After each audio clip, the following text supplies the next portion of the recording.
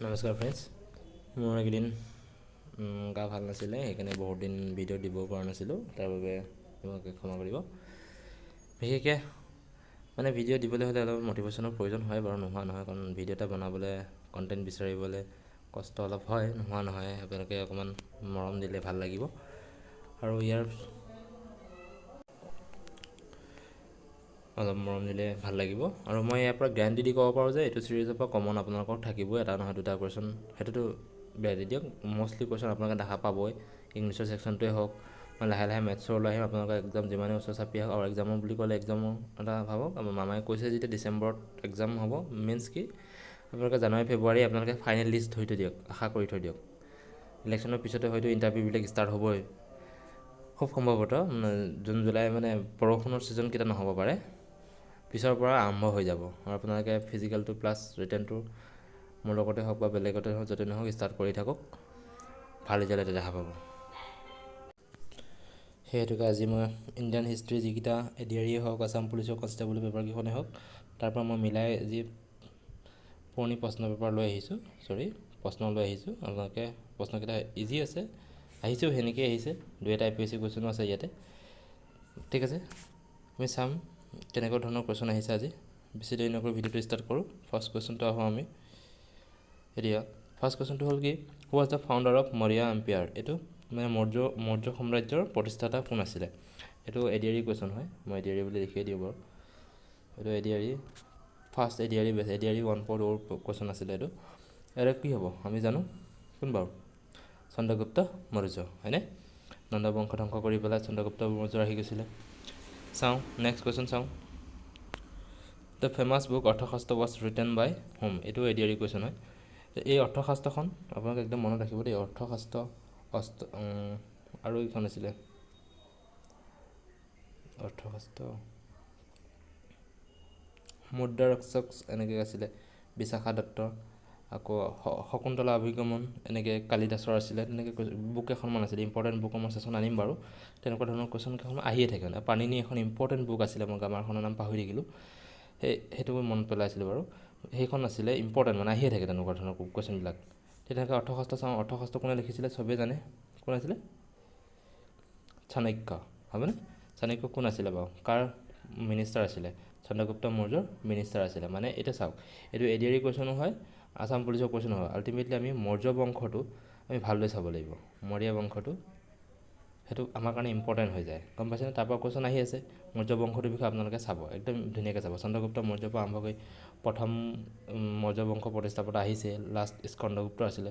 কাৰ দিনত বেছিকৈ হুণসকলে আক্ৰমণ কৰিছিলে, ক'ত পঢ়িতৰ কাম কি, আমাৰ চাণক্যৰ কাম কি তেওঁ লিখিছিলে।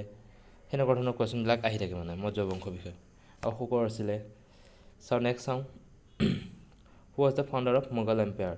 এতিয়া ইজি কুৱেশ্যন আহিছে, মোগল এম্পায়াৰ কোন? বাবৰ। ঠিক আছে, বাবৰে কি কৈছিলে, মোগল বংশৰ স্থাপন কৰিছিলে। নেক্সট চাওঁ, বেটেল অফ প্লাচী। বেটেল অফ প্লাচী কিমান চনত হৈছিলে আমাক সুধিছে। প্লাচী যুদ্ধ কোন বছৰ হৈছিলে? প্লাচী বুলি কোৱাৰ লগে এখন কৰিছিলে ৱেষ্ট বেংগল, বৰ্তমানৰ ৱেষ্ট বেংগলত আছিলে আমাৰ, হয়নে? বেংগল বুলি জানো আমি, যি এই বেংগল এৰিয়াটোত আমি প্লাচীৰ বিষয়ে জানো। তাতে কি হৈছিলে, কিমান চনত ষ্টাৰ্ট হৈছিলে? 1757ত ষ্টাৰ্ট হৈছিলে। এতিয়া বেটেল অফ প্লাচী কিহৰ কাৰণে ইম্পৰ্টেণ্ট হৈ যায়, কাৰ কাৰ মাজত হৈছিলে প্ৰথম সেইটো চাওক। ব্ৰিটিছ আৰু বেংগলৰ নবাব, মানে তাৰ মাজত কাজিয়া হৈছিলে। ব্ৰিটিছৰ হৈ কোন আহিছিলে? Robert Clive. সেইটো মনত যাব, ৰবাৰ্ট ক্লাইভ আহিছিলে ব্ৰিটিছৰ হৈ। এতিয়া চিৰাজউদ্দৌলাহঁত আছিলে, মীৰ জাফৰহঁত আছিলে। মীৰ জাফৰে কি কৰি দিয়ে, পাইৰেচি কৰি দিয়ে, পিছত বেংগলৰ নবাব হাৰি যায়, আৰু কি হয়, মীৰ জাফৰক কি কৰে, ব্ৰিটিছে কৰতলীয়া ৰজা হিচাপে বেংগলত পাতি দিয়ে। আৰু ইয়াৰ পৰাই আমাৰ ইণ্ডিয়াৰ মানে ডমিনেশ্যনটো ব্ৰিটিছৰ হাতত গুচি যায়। যিখিনি ট্ৰেড হওক, মানে ফ্ৰী পাই যায় আৰু ট্ৰেড কৰিবলৈ, বিজনেছ কৰিবলৈ এই ব্ৰিটিছে। ঠিক আছে, বেটেল অফ প্লাচী সেইকাৰণে ইম্পৰ্টেণ্ট হৈ যায় আমাৰ কাৰণে।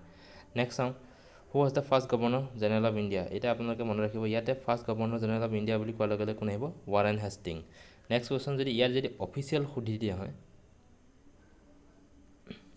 অফিচিয়েল বুলি যদি এটা টাৰ্ম আহিলে কোন আহিলে সেইটো মোক জনাবচোন। এইটো কুৱেশ্যনো বেলেগ হৈ যায় মানে। হু was the first governor, official governor of India, তেওঁ কোন আহিব? আপোনালোকে সেইটো গুগলত চাই পেলাই হওক কিবা হওক আপোনালোকে কমেণ্ট বক্সত কমেণ্ট কৰি দিব। অফিচিয়েল যেতিয়া শব্দটো আহিব, official governor general of India বুলি কোৱাৰ লগে লগে কোন আহিব? ইয়াততো অফিচিয়েল নাই ন। অফিচিয়েল যেতিয়া নাথাকিব আমি কোন জানো? Warren Hasting. যদি ইয়াত অফিচিয়েল শব্দটো সোমোৱাই দিয়ে তেতিয়া কোন আহিব সেইটো মোক ক'ব। ঠিক আছে, নেক্সট চাওঁ। Holi the revolt in Kanpur. Kanpur জানো আমি ৰিভল্ট এইটো কি জানো? 1857 কি হৈছিলে বাৰু? চিপাহী বিদ্ৰোহ। এনেকেই আহিছে, এইটো মনত ৰাখিব আপোনালোকে। চিপাহী বিদ্ৰোহ 1858 চনত। কনষ্টেবলৰ কাৰণে খালী চনটো মনত ৰাখিলেই হ'ল, ইমান ভিতৰলৈ চাব নালাগে। ঠিক আছে, গতিকে কানপুৰত কোনে লিড কৰিছিলে সেইটো সুধিছে। আমি জানো চবেই চিপাহী বিদ্ৰোহ পোৱাৰ লগে লগে ছোৱালী মানুহ কোন আহে? ৰাণী লক্ষ্মীবাই। ৰাণী লক্ষ্মীবাই ক'ৰ আছিলে? ঝাঁচি আছিলে, হয়নে? ঝাঁচিত তেওঁ লিড কৰিছিলে। কিন্তু আমাক সুধিছে কোন? কানপুৰত। এইটো কৈ এডিআৰি কুৱেশ্যন হয় এইটো, গতিকে ইয়াত কোন আহিব? নানা চাহেব। আপোনালোকে লক্ষ্ণৌৰ কথা পাব। লক্ষ্ণৌত লিয়াকত আলি খান আছিলে চাগে মেবি। হাজৰত মহল এনেকৈ কোনোবা এগৰাকী আছিলে। বাহাদুৰ শ্বাহ জাফৰ আছিলে দিল্লীত, তেনেকৈ পঢ়িব আপোনালোকে। ঠিক আছে, মানে 1857 ৰিভল্টটো আপোনালোকে ভালদৰে পঢ়িব, যিটো চিপাহী বিদ্ৰোহৰ কথা কওঁ আমি। হু ফাউণ্ডেড দ্য ব্ৰহ্ম সমাজ। ব্ৰহ্ম সমাজ কোন হৈছিলে আমাৰ? স্বামী বিবেকানন্দ, হয়নে? চাব, এইটো অকণমান মোৰ কনফিউজন হৈ গ'লোঁ। স্বামী বিবেকানন্দ নে দয়ানন্দ সৰস্বতী? আপোনালোকে চাবচোন বাৰু, এই দুটাৰ ভিতৰত কোনোবা নহয় কোনোবা এটা হ'বই। নিজে কৰিব আপোনালোকে, কিছুমান বস্তু চাব। মই কনফিউজ লাগিলে সেইটো আপোনালোকে লগে লগে চাব। যেতিয়া ভিডিঅ'টো চাব এইটো এনেকৈ কৈছিলে শুদ্ধ কৰি ল'ব আপোনালোকে। ঠিক আছে, আৰু পাৰিলে কমেণ্ট বক্সত কমেণ্ট কৰি দি দিব, তেতিয়া আপোনালোকৰ মনত ৰখি যাব। মই কেতিয়াবা সেইটো চালে মই গম পাই যাম মানে। ঠিক আছে, who gave the slogan give me blood and I will give you freedom? কোনে কৈছিলে বাৰু?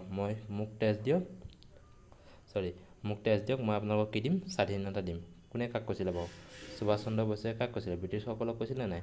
সেইটো মনত ৰাখিব। ঠিক আছে, নেক্সট চাওঁ।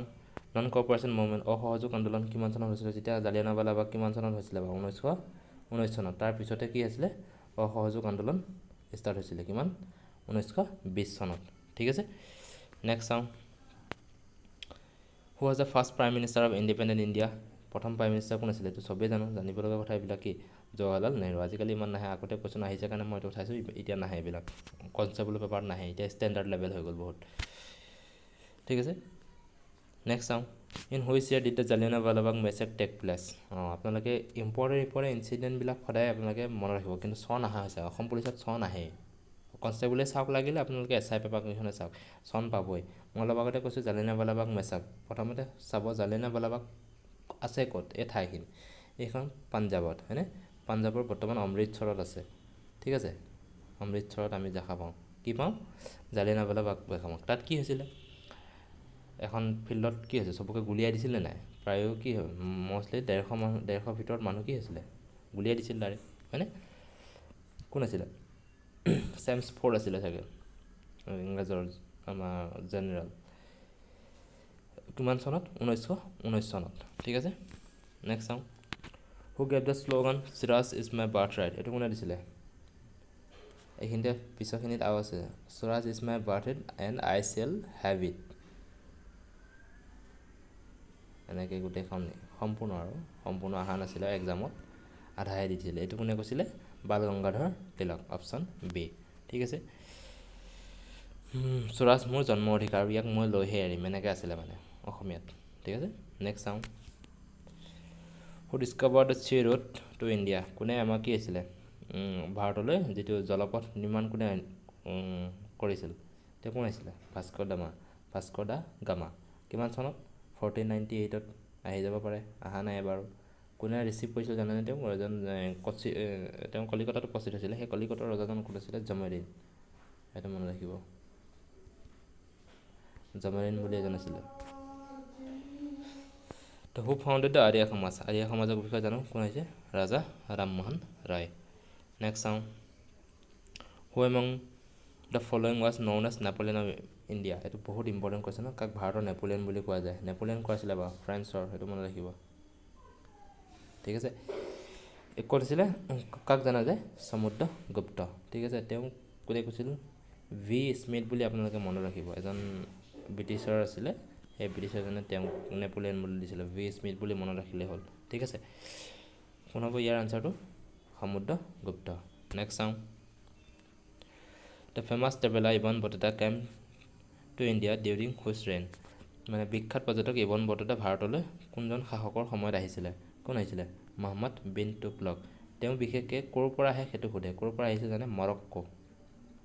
এইটো মনত ৰাখিব আপোনালোকে। ইবন বতুতা ক'ৰ পৰা আহিছিল? মৰক্কোৰ পৰা আহিছিল। এইটো আগতে SI পেপাৰত আহি গৈছে, ঠিক আছে। কাৰ দিনত আহিছিলে? মহম্মদ বিন তুগলকৰ দিনত।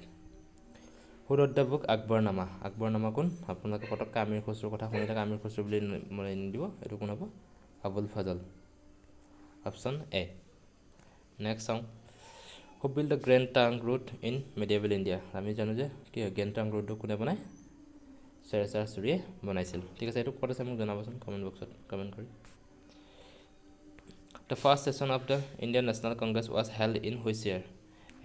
আপোনালোকে এইটো মানে ডান বুলি ধৰি থৈ দিয়ক। আৰু কংগ্ৰেছৰ যিকেইটা ইম্পৰ্টেণ্ট মানে কি হয়, কংগ্ৰেছৰ যিটো টপিক ইণ্ডিয়ান নেশ্যনেল কংগ্ৰেছৰ ফৰ্মেশ্যনৰ পৰা ষ্টাৰ্ট কৰি একেবাৰে লাষ্টত যিটো আছিলে সেইটো মানে আপোনালোকে ডান বুলি ধৰি থওক। এটা কুৱেশ্যন আপোনালোকে পাবই, মানে আছাম পুলিচ হওক, SI হওক, কনষ্টেবল হওক, মানে যিখন পেপাৰ যোনে বৰ্ডত কাটে সেইটো ফেমাছ টপিক আৰু তেওঁলোকৰ কাৰণে প্ৰিয় টপিক বুলি কওঁ ন, তেনেকুৱা ধৰণৰ এটা টপিক মানে সেই কংগ্ৰেছৰ ছেশ্যনটো। মই কিছুমান শ্বৰ্ট ভিডিঅ' লৈ আহিম বাৰু তেনেকুৱা লাহে লাহে, যদি আপোনালোকে ভাল পায়, যদি বিচাৰে আৰু কমেণ্ট কৰিব। এতিয়া চাওঁ কংগ্ৰেছৰ প্ৰথম ছেশ্যনটো কোন আছিলে, কেতিয়া হৈছিলে? 1885 কোন আছিল? WC বেনাৰ্জী। আপোনালোকে যোনে যোনে অলপ অলপ কৈছে গমেই পাইছে চাগে। বেনাৰ্জী নামৰ কোন আছিলে? প্ৰেছিডেণ্ট আছিলে, ঠিক আছে। প্ৰথমে কোন আছিলে? ওমেন প্ৰেছিডেণ্ট কোন হ'ব? Women president any বেচেণ্ট। এইটো মনত ৰাখিব। Women president, first Indian women president, women president. Indian president বুলি কোৱাৰ লগে লগে ইণ্ডিয়ান ওমেন প্ৰেছিডেণ্ট বুলি কোৱাৰ লগে লগে কোন আহিব? সৰোজিনী নাইডু। সেইটো মনত ৰাখিব। কিন্তু ওমেন প্ৰেছিডেণ্ট বুলি কোৱাৰ লগে লগে কোন আহিব? এনি বেচেণ্ট, ঠিক আছে। কনফিউজন নহ'ব খালি। নেক্সট চাওঁ আৰু লাষ্ট কুৱেশ্যনটো কি হ'ব? দ্য ফেমাছ সল্ট মাৰ্চ টুক প্লেচ ইন হুইচ ইয়েৰ। আমি জানো কি দাণ্ডী যাত্ৰা মানে যিটো লুন আইন ভংগ কৰিছিলে মহাত্মা গান্ধীয়ে, কিমান চনত হৈছিলে? কিমান? 1930 চনত। আৰু ইয়াৰে ধৰক আমাৰ লীলাধৰ বৰুৱা বুলি এজন অসমৰ পৰা যায়, সেইটো কুৱেশ্যন আহিছিলে last time SI। Liladhar Barua বুলি এজন অসমৰ পৰা, তেওঁ কলকাতাত পঢ়াইছিলে, তাৰ বাহিৰে বাহিৰে তেওঁ জইন কৰিছিলে, ঠিক আছে। আৰু তাত অনলি ফিমেল যে আপোনালোকে ফটোখন চাবচোন, দাণ্ডী মাৰ্চ বুলি মাৰিব, তাত এগৰাকী কি দেখা যায়? ওমেন দেখা পাওঁ আমি, হয়নে? সেই ওমেন কোন আছিলে বাৰু? সৰোজিনী নাইডু। সৰোজিনী নাইডু, ঠিক আছে।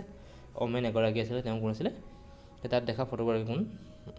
সৰোজিনী নাইডু। আৰু অসমৰ পৰা কোনে পাৰ্টিচিপেট কৰিছে? লীলাধৰ বৰুৱা। এইটো কুৱেশ্যন অলৰেডি আহি গৈছে মানে, ঠিক আছে। কিমান চনত হৈছে? 1930 চনত।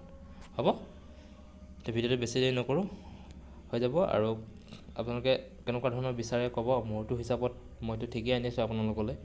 এনেকুৱা ধৰণৰ আপোনালোকে মই কৈও যাম মোৰ ভিডিঅ'ত আপোনালোকে কোনবিলাক টপিক ফেমাছ বা আপোনালোকৰ কাৰণে প্ৰয়োজন হ'ব।